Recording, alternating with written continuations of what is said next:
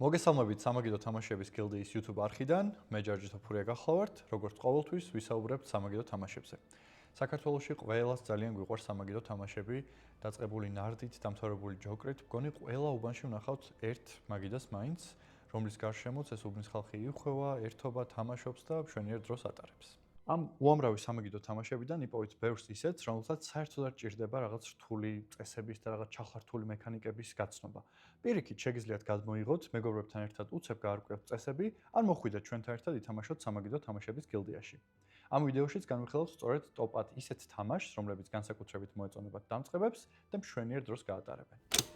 მე-10 ადგილზე გავიდა Ticket to Ride, კონკრეტულად კი Ticket to Ride Europa. ეს თამაში შექმნა ალან მუნმა 2000 წლების დასაწყისში, თამაშმა ეგრევე მიიღო ძალიან დიდი პოპულარობა, უამრავი ჯილდო, განსაკუთრებით მოგეწონებათ დამწყებებს, იმიტომ რომ ძალიან მარტივია გადმოიღო, უცებ გაეცნო წესებს და შეუდგე თამაშს. თამაშს აქვს ძალიან ბევრი ვერსია, Ticket to Ride Europa, Ticket to Ride Azia, London და ასე შემდეგ. როგორც თქვით, ამ შემთხვევაში განვიხილავთ Ticket to Ride Europa-ს. შეგიძლიათ ითამაშოთ 2-დან 5 მოთამაშემ და თითოეული თამაში გაგრძელდება 30-დან 90 წუთის განმავლობაში. სათამაშო ატრიბუტებია სათამაშო დაფა, ვაგონები, რომლებსაც მოთამაშეები გამოიყენებენ იმისთვის, რომ თავიანთი გზა აღნიშნონ, მარკერები, რომლებსაც აღინიშნება ქულები, სხვადასხვა ფერის კარტი, მიმართულებების კარტი და ვაგონები. თამაში მორჩება მაშინ, როცა რომელიმე მოთამაშეს დაუმთავრდება საერთოდ ყველა ვაგონი. გაიმარჯვებს ის, ვისაც დაუგროვდება ყველაზე მეტი ქულა და აღსანიშნავია არსებობს ბევრი სხვადასხვა სტრატეგია. მაგალითად, აგრესიული სტრატეგია, როცა ცდილობ, რომ სხვა მოთამაშეს გზა გადაუჭრა, ან შედარებით პასიური მშვიდი სტრატეგია, რომ შენ თვითონ ცდილობ ბევრი პატარ-პატარა გზა შექმნა, ისე რომ არავის არ გადაეღობა. როგორც თქვით, ძალიან მარტივი თამაშია, ამიტომ მოგეწონებათ დამწყებებს, განსაკუთრებით კი მოგზაურობის და გეოგრაფიის მოყვარულებს. შემდეგი თამაშია Codenames, რომელიც 2015 წელს შექმნა ვლაადა შავატელმა. ისევე როგორც Ticket to Ride-მა, ამ თამაშმაც დაიმსახურა დიდი აღიარება და უამრავი ჯილდო სამაგიდო თამაშების ინდუსტრიაში. რაში მდგომარეობს თამაშის არსი? მაგიდაზე იდება სიტყვები, რომელთა ნაწილი ეკუთვნის წითელ გუნდს, ნაწილი კი ლურჯ გუნდს. თვითონ მოთამაშეებმა არ იციან, თუ რომელი სიტყვები ეკუთვნის მათ გუნდს. ეს იციან მხოლოდ გუნდის კაპიტნებმა, რომლებიც ერთსიტყვიანი მინიშნებებით ცდილობენ რაც შეიძლება მეტი სიტყვა გამოაცნობინონ თავიანთ გუნდს. თითოეული გუნდის ჯერი სრულდება მაშინ, როცა აირჩევენ ისეთ სიტყვას, რომელიც არ ეკუთვნის მათ გუნდს. და ასე მონაცვლეობით გუნდები ცდილობენ გამოიცნონ რაც შეიძლება მეტი სიტყვა. თამაში გაიმარჯვებთ იმ შემთხვევაში, თუ იპოვით თითოეული თქვენი გუნდის სიტყვას. არსებობს გამარჯვების კიდევ ერთი ვარიანტი, თუ რომელიმე გუნდი დაადებს ხელს ისეთ სიტყვას, რომელიც ასასინად კვლელად არის მონიშნული კაპიტნებისთვის, მაშინ ეგ გუნდი ეგრევე წააგებს და შესაბამისად მოწინააღმდეგე გუნდი გაიმარჯვებს. აუცილებლად უნდა აღინიშნოს, რომ ამ თამაშს აქვს გადათამაშებადობის დიდი მაჩვენებელი. გპირდებით, ერთხელ თუ ითამაშებთ, იმ საღამოს კიდევ 4-ჯერ, 5-ჯერ, ან კიდევ ბევრჯერ აუცილებლად ითამაშებთ ამ თამაშს. შეეცადეთ, რომ იფიქროთ იმაზე, თუ რაზე ფიქრობს თქვენი გუნდელი. კაპიტნებმა უნდა გამოიცნონ, მიხვდნენ, თუ აი სიტყვები რასთან ასოცირდება თავისი მოთამაშეებისთვის და მოთამაშეებს უნდა მიხვდნენ, თუ რის ახსნას ცდილობდა კაპიტანი ამ ერთსიტყვიანი მინიშნებით. ამ თამაშს აქვს ისევე როგორც Ticket to Ride თავისი ნაირ-ნაირი ვერსია, ეს არის +18 ვერსია, Codenames Duel, სადაც მხოლოდ 2 ადამიანი თამაშობს, Codenames სურათებით, სადაც სიტყვების მაგერად სურათებია გამოყენებული. მერვე ადგილზე გავიდა სტრატეგიული ელეგანტური კლასიკა Carcassonne, რომელიც შექმნა Klaus Redem 2000 წელს. Carcassonne გამოირჩევა იმით, რომ გაძლევთ საშუალებას ითამაშოთ სტრატეგია, ისე რომ არ შეეჭიდოთ რაღაც ჩახლართულ წესებს და კომპლექსურ სტრატეგიებს, ასე შემდეგ. რა ხდება Carcassonne-ში? თითოეულ ჯერზე იღებთ ფილას, დებთ მაგიდაზე და აფართოებთ ამ მაგიდაზე შექმნილ პატარა სამყაროს. თითოეული ფილა ისე უნდა ჯდებოდეს, რომ რამე კონფლიქტი არ იქმნებოდეს გვერდზე არსებულ ფილასთან, ანუ ლოგიკურად უნდა გრძელდებოდეს სამყარო. Carcassonne გამოირჩევა იმით, რომ თითოეული სვლა არის ძალიან მოკლე, უცებ-უცებ მიდის, მაგრამ ამავდროულად არის აზრიანი. იღებთ ასეთ გადაწყვეტილებებს, რომ აბა რას იზავ შემდეგი სვლით. შენ ქალაქს უფრო გაადიდებ, გზას გააგრძელებ, ან შეიძლება სხვის სავნოდ გამოიყენო ეს ფილა, შეიძლება შენ არაფერს არ გარგებდეს, მაგრამ რომ ჩადებ, მოწინააღმდეგოს შეუშალო ხელი. ამ სამყაროს რო ხატავთ გარდა ამ ქულების ნაწილისა, კიდე მშვენიერი ესთეტიკური სურათიც იქმნება, რაღაც ეს შუა საუკუნეების მაღალკედლებიანი ქალაქები, გრძელი დაკლაკნული გზები, ფართო ველები, მშვიდი მონასტრები, ფერმები და ასე შემდეგ. სწორედ ეს გამოარჩევს Carcassonne-ს, არის მარტივი, სასიამოვნო და სვლები ძალიან მოკლედ სწრაფად გადადის. მოკლედ ხალისი სტრესის გარეშე, ამიტომ ამ თამაშზე რეკომენდაციას უწევთ წყვილებს, ოჯახს, მაგრამ რა თქმა უნდა, სამეგობროსაც შეგიძლიათ ითამაშოთ, თუ გინდათ სტრატეგია, რაღაც სასიამოვნო გეიმპლეი და ცოტა დოზა კონკურენცია. ასე დაიმსახურა კარგასონმა მერვე ადგილი, მარტივი თამაში, ესთეტიკური, ლამაზი და სტრატეგიული. სამ ჩვენ ტოპას დაუბრუნდებით, გეტყვით რომ აქამდე რა თამაშებით განვიხილეთ და შემდეგი 7-იც ყველა შეგიძლიათ ითამაშოთ სამაგიერო თამაშების გილდიაში. მოდით მეგობრებთან ერთად შეიძლება არ იცოდეთ თამაშები, მაგრამ ჩვენ თამაშების ოსტატები აუცილებლად აგიხსნიან, გვპირდებით გაერთობით სამაგიერო თამაშების გილდიაში, ბესიკის 3 ნომერში. ტოპ-10-ში ჩვენი შემდეგი თამაშია Splendor, რომელიც შექმნა მარკ ანდრემ 2014 წელს. შექმნის წლიდან დღემდე Splendor არის სწორედ ის თამაში, რომელზეც გეტყვიან, სტრატეგიის თამაში გინდა, მოდი Splendor-ით დაიწყე. რა ხდება Splendor-ში?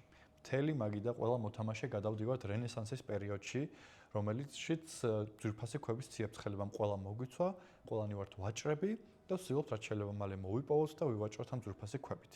თამაში არის უმარტივესი. სულ გაქვთ 3 მოქმედება, რომელიც გაკეთებათ შეგიძლიათ.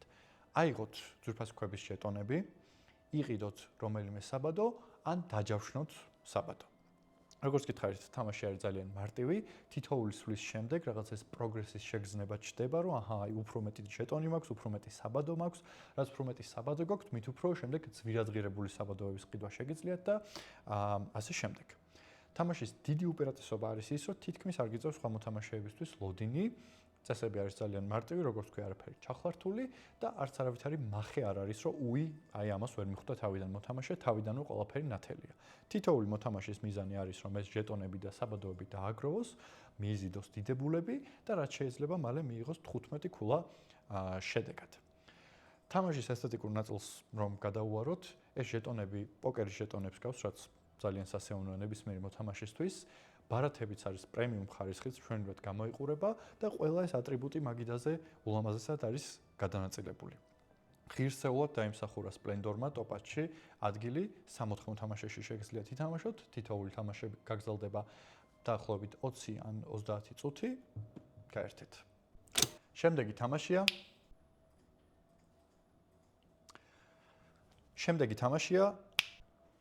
Exploding Kittens. ეს ქაოტური, მხიარული, ხაჯური თამაში გადის ჩვენი ტოპ-10-ის მე-6 ადგილზე. რა არის Exploding Kittens? წარმოვიდგინეთ რუსული რულეტკა კატებით, კნუტებით და ბარათებით. ის 2015 წელს Kickstarter-ზე გამოვიდა და Kickstarter-ზე ერთ-ერთი ყველაზე წარმატებული პროექტი გახდა. თითოეულ ჯერზე მოთამაშეები იღებენ ბარათებს, თამაშობენ ამ ბარათებს და იღებენ სხვადასხვა გადაწყვეტილებებს და თემატიკა არის მართლა საოცარი, ეს ნაირ-ნაირი უცნაური კატები, თხები, რაღაც ფერადი ლაზერები, თითოეულ ჯერზე იღებ კარტს, თამაშობ კარტს და აღებისას გაქვს იმის იმედი, რომ არ ამოვა ფეთქებადი კატა. თუ ფეთქებადი კატა ამოვა, გავარდები თამაშიდან, ერთადერთი შეგიძლია ყურადღება გაუფანტო ლაზერებით ან მუცელზე მოფერებით, ესეც რა თქმა უნდა ბარათში არის გამოხატული Defuse კარტზე. ამ ქაოტურ სიტუაციასთან ერთად არის მნიშვნელოვანი გადაწყვეტილებები, რომლებიც გამოარჩევს გამარჯვებულებს და დამარცხებულებს. როდის გამოტოვოთ თქვენი სვლა, როდის აურიოთ დასტა, როდის აიძულოთ სხვა მოთამაშეს, რომ კიდევ ერთი კარტი აიღოს. მოკლედ ეს ქაოსის და გადაწყვეტილებების სინთეზი შექმნის იდეალურ საღამოს ოჯახისთვის, სამეგობროსთვის ან ნებისმიერი გარემოსთვის, სადაც გინდათ სწრაფი და ქაოტური გართობა. ჩვენს ტოპ 5-ს ხსნის One Night Ultimate Werewolf-ი. ეს თამაში შექმნეს 2014 წელს ტედ ალსპაჩიმ და აკიხისა ოკუმ.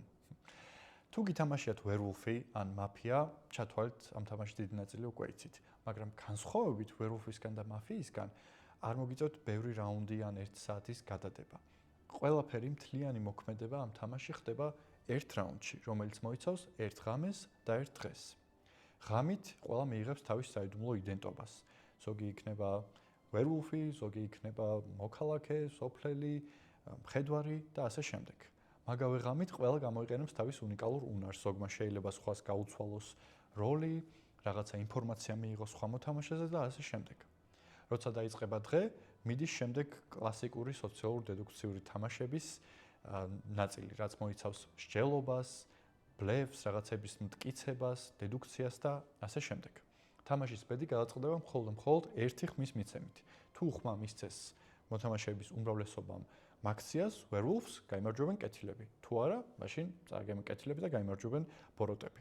მოკლედ, ამ თამაში One Night Ultimate Werewolf-ში არის ყველაფერი, რაც გიყვართ მაფიაში, werewolf-ში ან სხვა მსგავს თამაშებში, მოქცეული კომპაქტურად, როგორც თქვით, ერთ რაუნდში, რომელიც დაახლოებით 10 წუთი გრძელდება.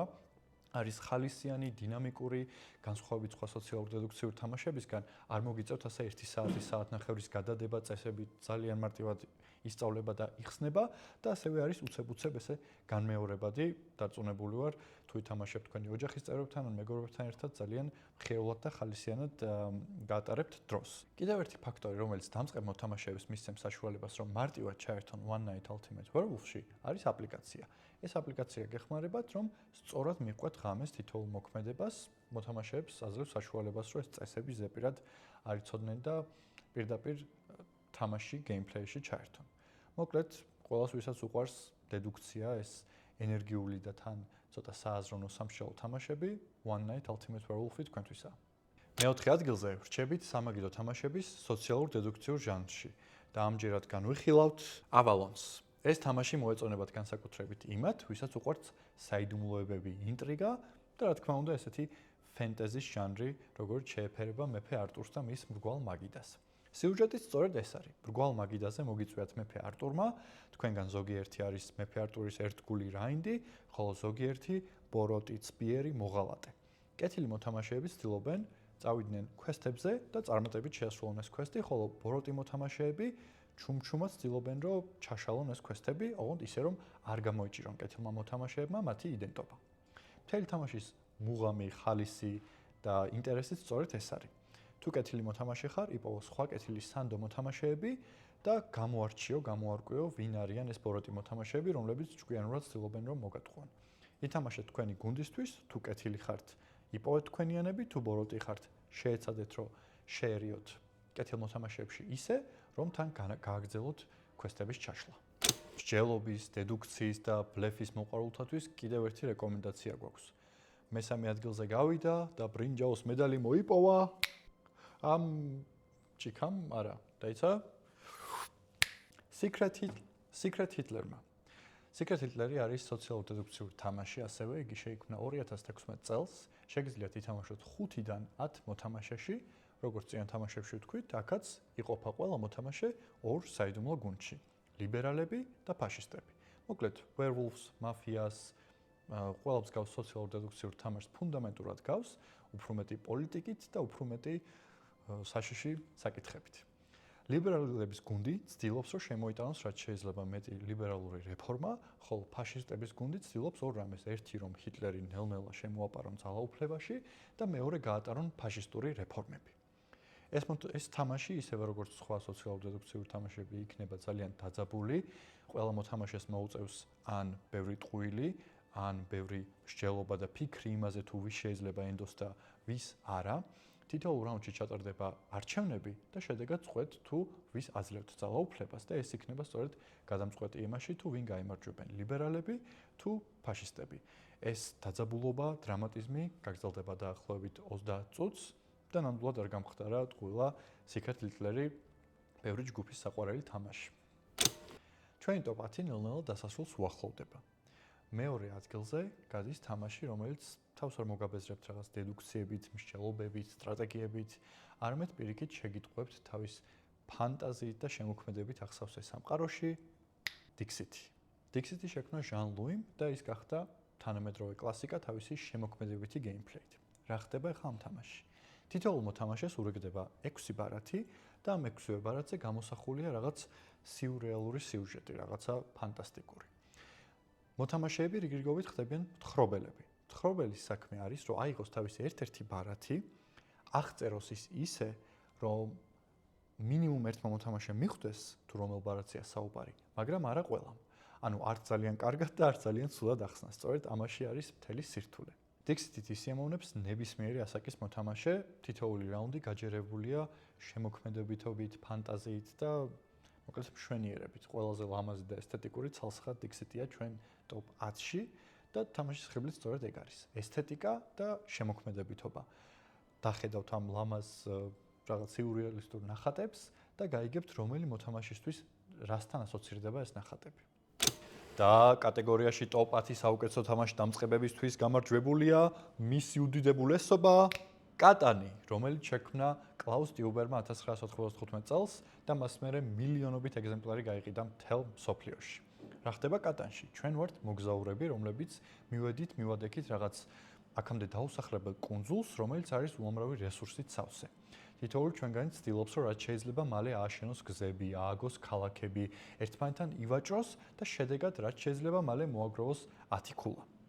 კატანი გამორჩევა იმით, რომ აქვს უმარტივესი წესები, სწრაფი რაუნდები და თითოეულ თამაში ამ რესურსების განლაგება არის უნიკალური, ამიტომაც რამდენჯერაც დაждდებით, იმდენჯერ ახალი კატანის თამაშის თამაში მოგიწევთ.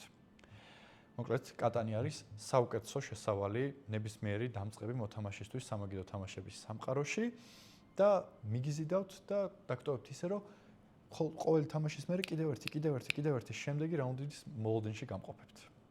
დღეისთვის სულ ეს იყო. კომენტარებში დაგვიწერეთ, რომელია თქვენი საყვარელი სამაგიდო თამაში, ასევე რომელი თამაშის ახსნის ვიდეოს ისურვებდით, ან საერთოდ რა სახის სამაგიდო თამაშების ვიდეოს ნახვა გაგიხარდებოდეთ. აუცილებლად გამოიწერეთ ჩვენი YouTube არხი. მე ჯარჯი თოფურია ვარ, გემშვიდობებით სამაგიდო თამაშების გილდეიდან.